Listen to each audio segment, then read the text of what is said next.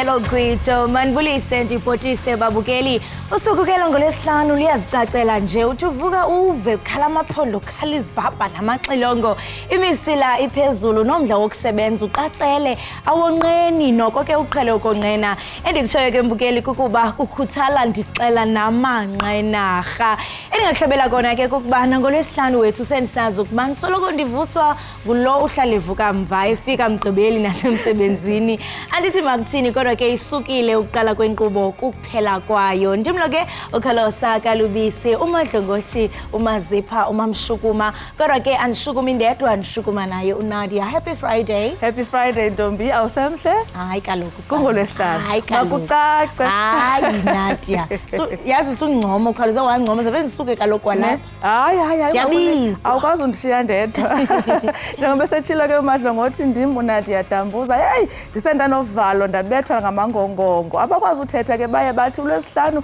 makafane nomnye ngaphandle kokumosha ixesha masijonge amanye amanqaku esiza kuphathela wona. Sichithiwe isicelo sikaMalema ngetyala ukanti ufumene ivoti ezi-244 uGcaleka epalamente ufungiswe njenge-MP uHlabisa we-AFP kuninzi ke nokunye esizanako namhlanje kodwa kangoku masijonge eziphala phambili.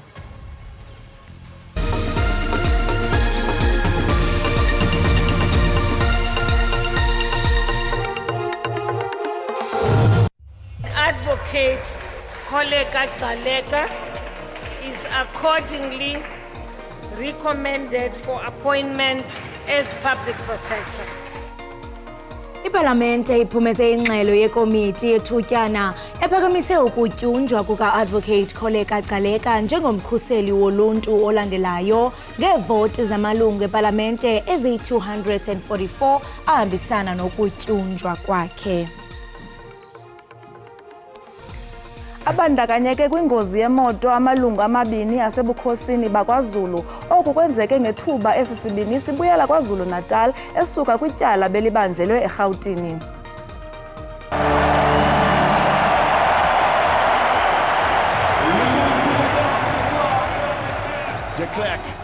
Amabhokobhoko aqubisana neNgilane kumdlalo we-semi-final ngomso.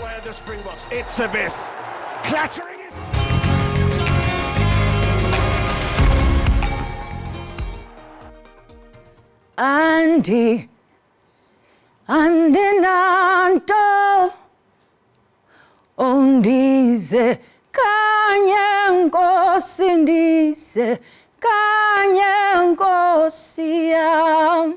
Molweni makhaya igama lam Ikhona ndiyimvumi. Zenihlale ke nibukele Ekhaya Jikelele apha ku SABC Plus nonwabela izinto ezifana nezemidlalo ezendaba nazo zonke ezinye izinto enizithandayo emakhaya ningahambi.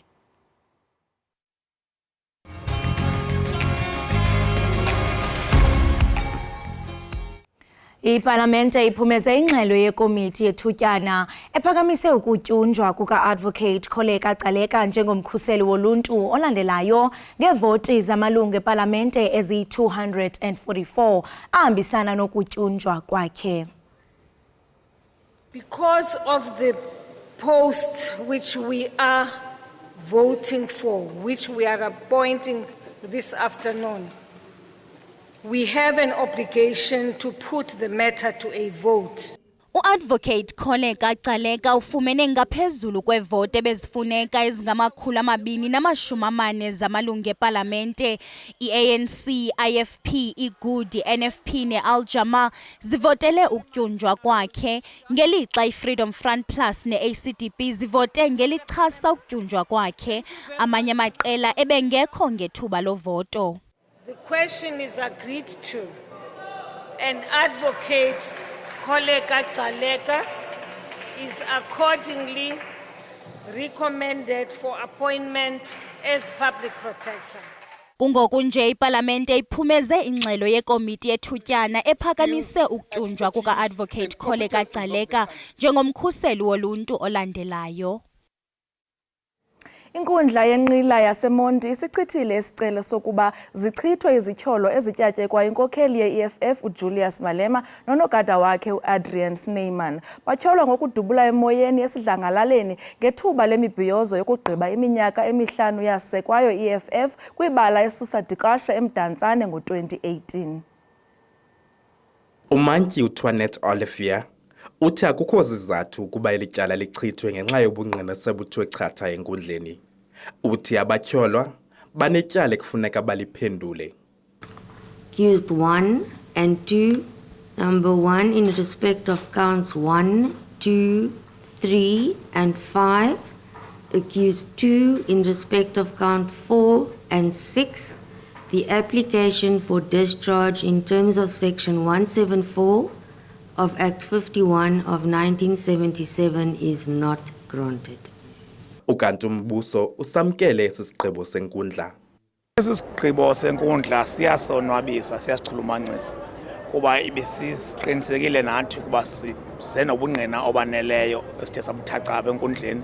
Ubungqina obuthi noko lo kaMalema nalo atyholwa naye kaSnyman banetyala abafana baliphendule.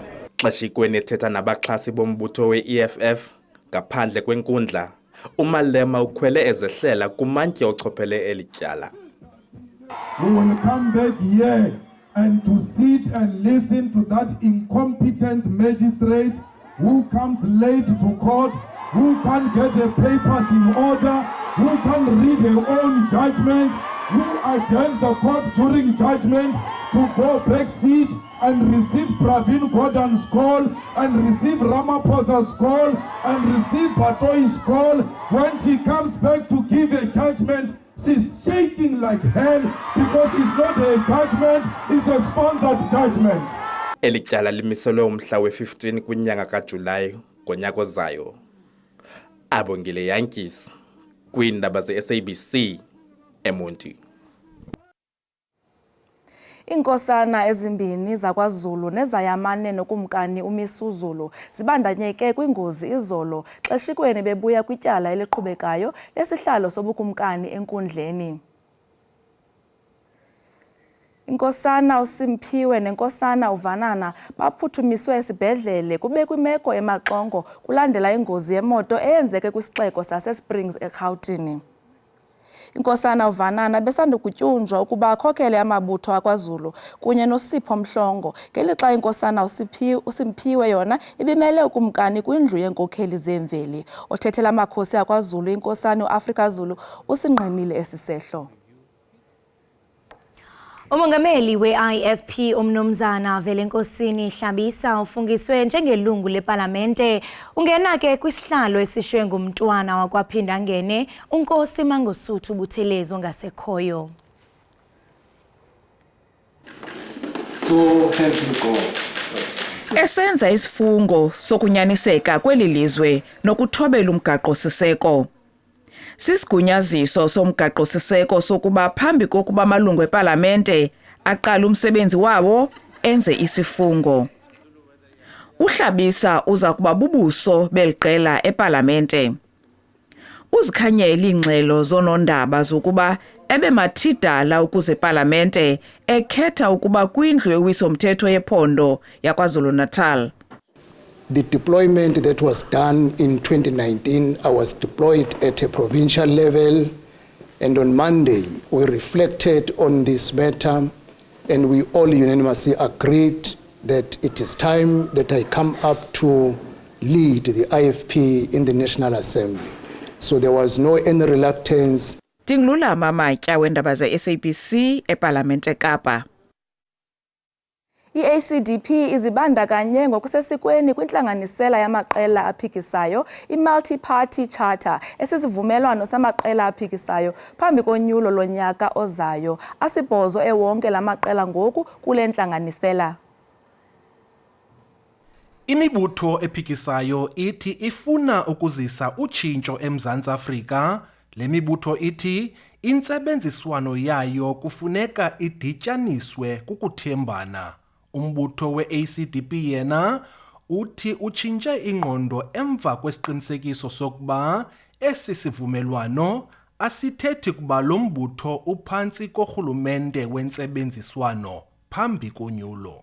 South Africa is taking a wrong direction, and when men and women stand up and they say we must rescue our country, we all have to come together. Le mibutho ithi ifunde lukhulu kutyelelo lwaseJamani ngexesha ebiyokufunda kwelazwe.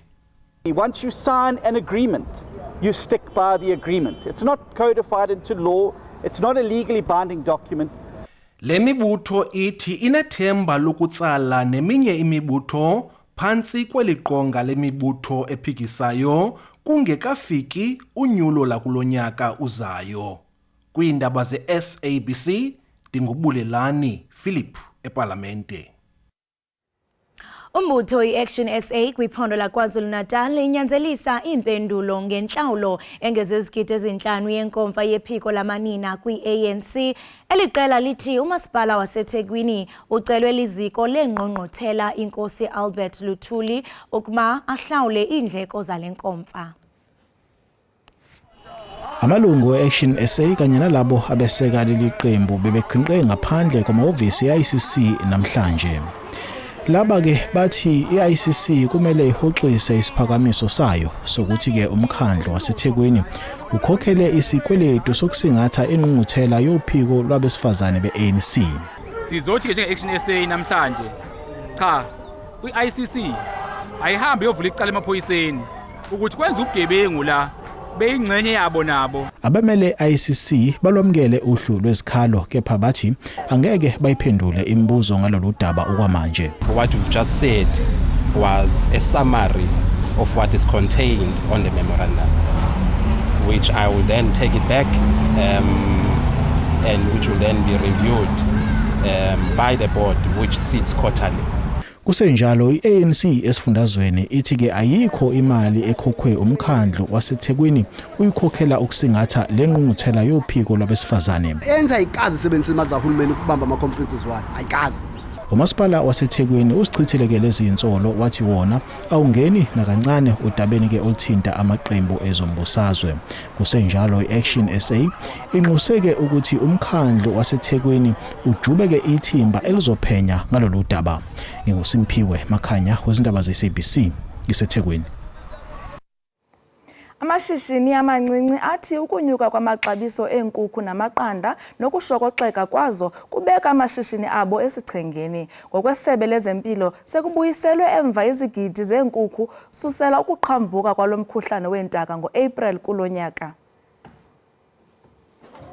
Amaqanda ngeminye imikhiqizo ebaluleke kakhulu kulezi insuku.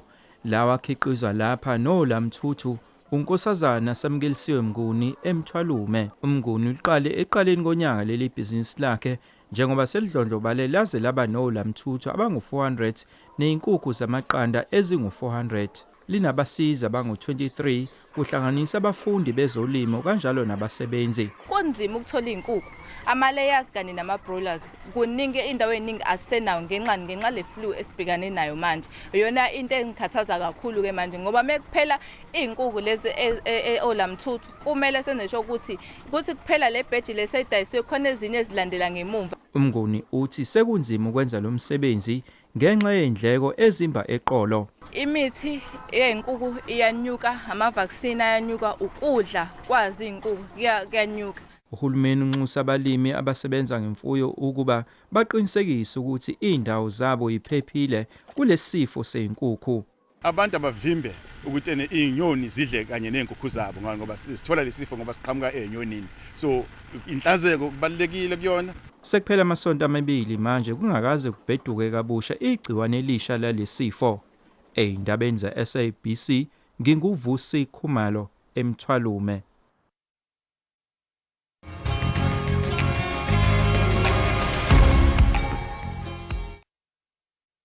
Bukeli mandiphinde ndikubulise kwakhona usabukele Ekhaya Jikelele ibhunga ikhinkcetshwayo kwaZulu Natal idibanise amatyendyana asakhasayo ndawoninye ukuze banqwanqwadiswe ngendlela efanelekileyo yaye bahlohlwe izifundo eziza kubalungiselela bona ubuqu kanye nkquna kuluntu olubangqongileyo ngenjongo zokuthintela imicelimngeni abajongene nayo ekuhlaleni efana nokuxhatshazwa kwamanina nabantwana. Ingaba eneneni eli bhunga linemibono ethini nebangela ukuba basungule eliphulo? Ukuva banzi ke ngalomba sikrweca usodolophu webhunga ikhinkcetshwayo uThami Ntuli. Mnumzana uNtuli, masikukwamkele kwinkqubo Ekhaya Jikelele ngalentseni.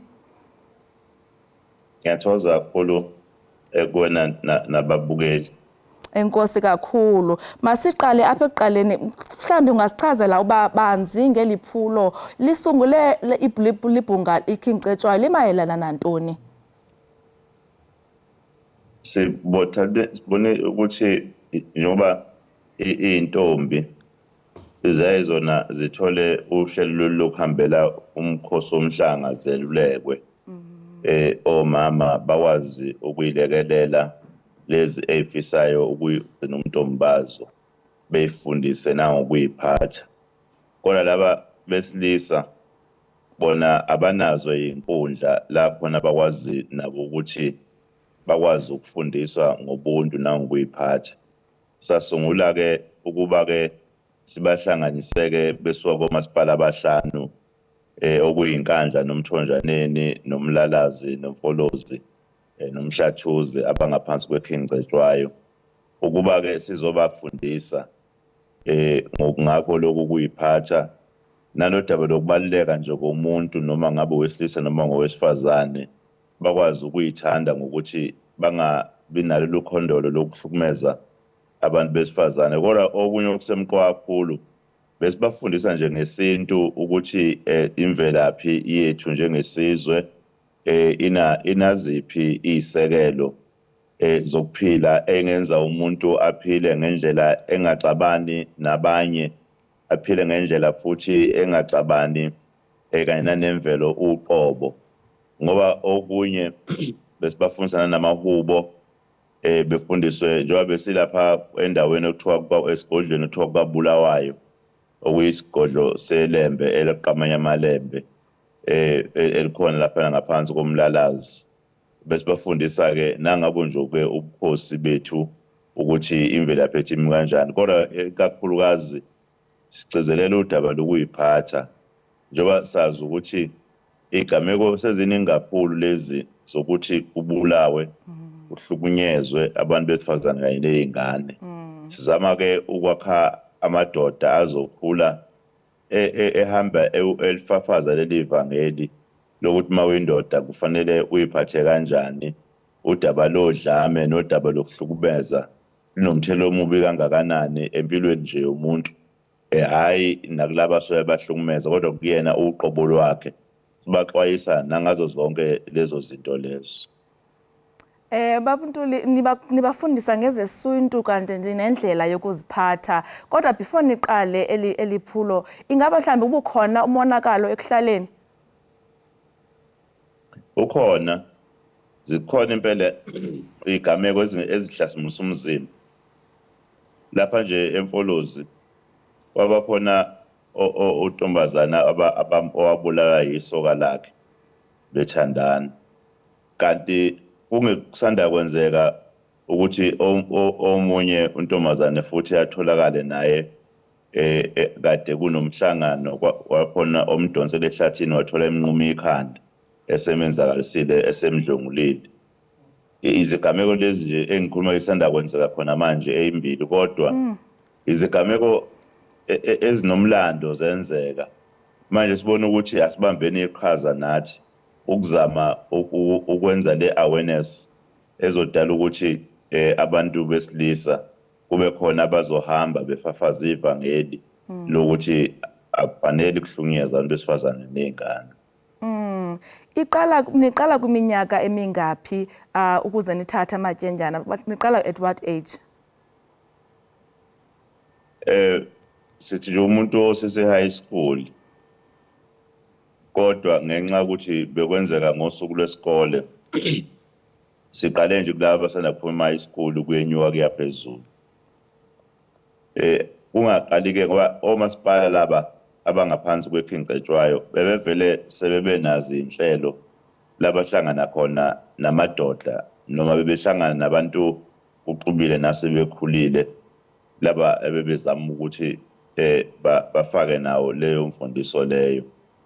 Okusazoqhubeka-ke ngoba sivumelene ngokuthi kufanele kuqhubeke, kodwa sithena futhi kufanele kusilekelele njengoba silapha kwaBulawayo ukuba sivuselele leya ndawo leya isigodlo, bese sikwazi ukuthi sivuselele nazinye indawo laphana ekhingcetshwayo engadala ukuthi abantu bakhona bonke ababamba iqhaza kulezi zokuvakasha bakwazi ukuthola amathuba, kube ezinye indlela lezo zokulwisana nako lokhu kokuhlukunyezwa kwabesifazane kanye nezingane. Ngoba olunye udaba olusemqoka, abantu kufanele kwakhiwe isizwe esikwazi ukubona isidingo sokuphila, esikwazi ukubona ukubaluleka, ngoba uma umuntu kunamathuba awacoshayo nakho lokho kungafanele kumkhuthaze ekuthenini acabanga ukuthi uma ngenze lokhu, mase ngiboshwa noma sengivelelwa noma yisiphi isigameko ngolahlekelwa yilokhu.